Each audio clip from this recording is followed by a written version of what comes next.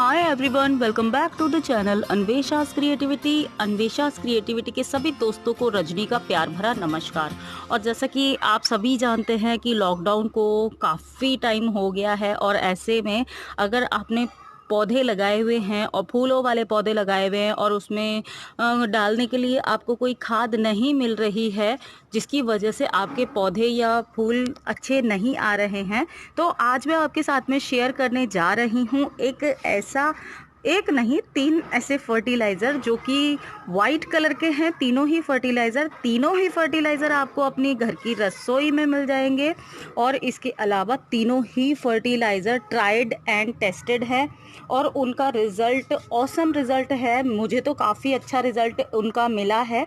बस शर्तें इन फर्टिलाइज़र को हम किस तरीके से, कितनी मात्रा में और कब यूज़ करते हैं, इस तरीके से जैसा मैं बताऊंगी आपको, वो उस तरीके से अगर आप यूज़ करेंगे फर्टिलाइज़र को, तो आपके जो फर्टिलाइज़र हैं वो हमेशा आपके पौधों में बहुत अच्छे रिज़ल्ट देंगे। आपके पौधों में अच्छी फ्लावरिंग होगी। जैसे कि आप देख सकते हैं मेरे गुलाब में भी काफ़ी सारी कलियां बनी हुई हैं और फूल भी आते रहते हैं। और गर्मी में जैसे कि आपको पता ही है, थोड़ा सा छोटा फूल का साइज़ हो जाता है गुलाब का, तो वो तो नहीं, लेकिन फूल की कमी कभी भी आपको महसूस नहीं होगी। और यही फर्टिलाइज़र का प्रयोग करते हुए, ये देखिए, ये मेरा एक बोगनविला का प्लांट था जो कि काफ़ी टाइम से मैंने लगाया हुआ था। 3 साल हो गए और 3 साल से ये पौधा लगा हुआ था मेरा। कटिंग से लगाया था मैंने, बहुत ही छोटा सा था, लेकिन पौधा तो बड़ा हो गया, पत्ते भी काफ़ी सारे आने लगे थे, लेकिन इसमें फूल नहीं आ रहे थे। तो इन्हीं सब फर्टिलाइज़र का, जो 3 सफ़ेद फर्टिलाइज़र मैं आपके साथ में अभी शेयर करूंगी,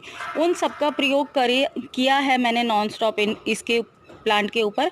और आप देख सकते हैं मेरे इस बोगनविला पर, वाइट कलर का बोगनविला है, मेरे को कहीं से कटिंग मिली थी तो मैंने लगा दी थी और मैं भूल भी गई थी कि किस कलर का इसका फूल निकलेगा। तो इस पर अच्छी फ्लावरिंग स्टार्ट हो गई है, अभी अभी स्टार्ट हुई है, अभी तो और फूल निकलेंगे। तो ये देखिए मेरा प्लांट इतना बड़ा हो गया। तो कौन से फर्टिलाइज़र हैं जो कि हम अपनी रसोई से निकाल करके अपने पौधों में दे सकते हैं और किस तरीके से देने हैं, इसके लिए भी पूरा वीडियो देखें एंड तक, अभी तभी आपको समझ में आएगा ठीक से। तो चलिए शुरू करते हैं। तो ये हैं वो 3 चीज़ें जो रसोई से निकाल कर ही हम अपने पौधों में यूज़ कर सकते हैं। और इनको फर्टिलाइज़र में इसलिए ही बोलती हूँ क्योंकि ये तीनों ही चीज़ें इतनी कमाल की हैं और फर्टिलाइज़र का काम करती हैं बिल्कुल, इसीलिए मैं इनको फर्टिलाइज़र बोलती हूँ। तो सबसे पहली चीज़ जो है, जो कि हम अपने पौधों पर यूज़ कर सकते हैं, वो हमारी रसोई में ही मिलती है और उसको हम फिटकरी यानी कि एलम के नाम से जानते हैं। अब जैसे कई बार आपने देखा होगा, नज़र उतारते हैं या फिर कटने छिलने जलने पर हम इसको लगाते हैं, कटी छिली जगह पर, चोट पर भी लगाते हैं। तो इस तरीके से ये हमारे घर में मौजूद होती ही है, मिली जाती है। तो इसका करना क्या है, ये होती है एलम, और आपको किसी भी ग्रोसरी शॉप पर आसानी से मिल जाएगी। 10 रुपए की भी लेते हैं ना आप, तो बहुत सारी मिल जाती है ये और काफ़ी टाइम तक चलती है। तो ये एलम को करना क्या है, आप इसका पाउडर बना लीजिए अच्छे से, किसी चीज़ पर पीस करके, मिक्सी में भी पीस सकते हैं और ये बिल्कुल बारीक पाउडर बन जाएगा इस तरीके का। तो इस 1 चम्मच पाउडर को लेकर के आपने लगभग 2 लीटर पानी में डालना है। ध्यान रखें, 1 चम्मच पाउडर को 2 लीटर पानी में डालना है।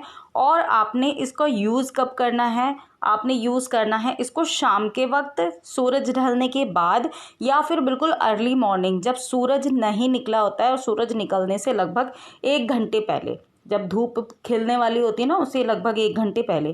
क्योंकि अगर धूप निकली हुई है पूरी और अगर आप इन तीनों में से कोई भी फर्टिलाइज़र धूप निकलने पर आपके पौधों में देते हैं तो आपके पौधे जल जाएंगे। ये आपके लिए बहुत ज़रूरी चीज़ है जो कि आपको पता होनी चाहिए।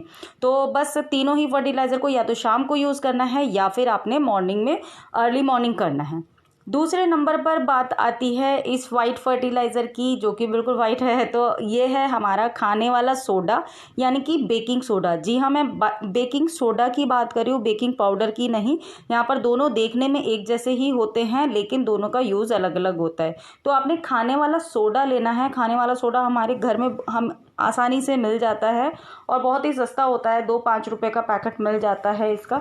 तो आपने करना क्या है, इसको भी सेम इसी तरीके से इस्तेमाल करना है। 1 चम्मच बेकिंग सोडा को लेकर के 2 लीटर पानी में लेना है और वो पानी आपने पौधों में डालना है। पूरा का पूरा 2 लीटर नहीं डाल देना, मतलब जितनी पौधे को रिक्वायरमेंट है उतनी।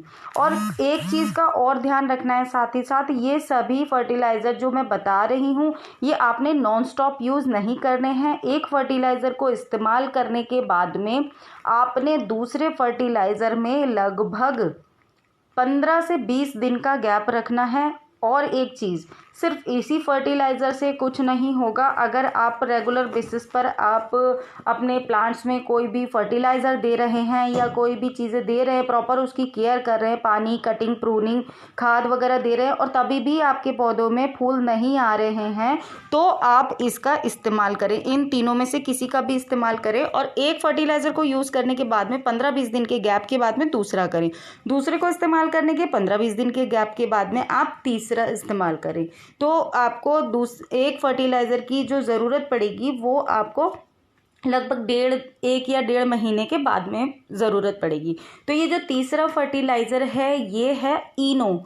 जी हाँ, इनो जो होता है वो आपको हर घर में मौजूद होता है और घर में यूज़ होता है। तो ये इनो का पैकेट, आप एक इनो का पैकेट लीजिए, 5 रुपये वाला जो सैशे आता है, तो सैशे लिया है मैंने, 1 सैशे लेती हूँ और इसको भी 1 लीटर पानी में डालना है। जी हाँ, इसको 1 लीटर पानी में डालना है और इसको भी आप अपने पौधों में डायरेक्ट भी दे सकते हैं, स्प्रे भी कर सकते हैं। लेकिन इसी बात का ध्यान रखना है कि स्प्रे जब भी करें, इन तीनों फर्टिलाइज़र को आप स्प्रे भी कर सकते हैं और पौधों में भी दे सकते हैं, डायरेक्ट मिट्टी में भी दे सकते हैं।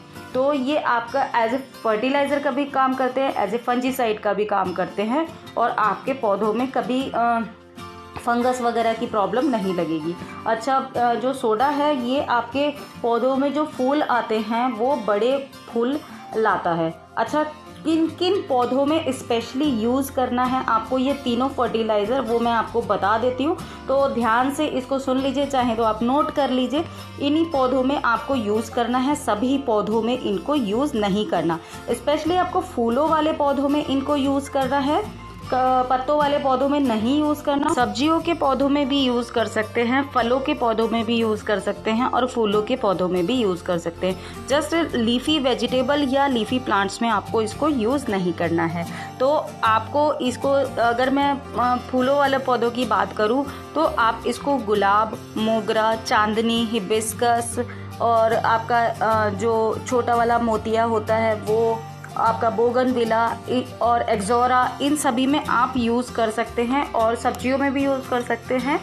बट आप इसको लीफी वेजिटेबल या फिर लीफी प्लांट्स पर यूज़ ना करें, तो आपका ये पौधों में फूल अच्छे से प्रोड्यूस करेगा। तो बस आज की जानकारी इतनी थी, आशा करती हूँ आपको पसंद आई होगी। अच्छा लगा वीडियो तो लाइक और शेयर ज़रूर करें। जल्दी मिलूंगी एक नई इंटरेस्टिंग वीडियो में, तब तक के लिए bye bye, be happy, be active.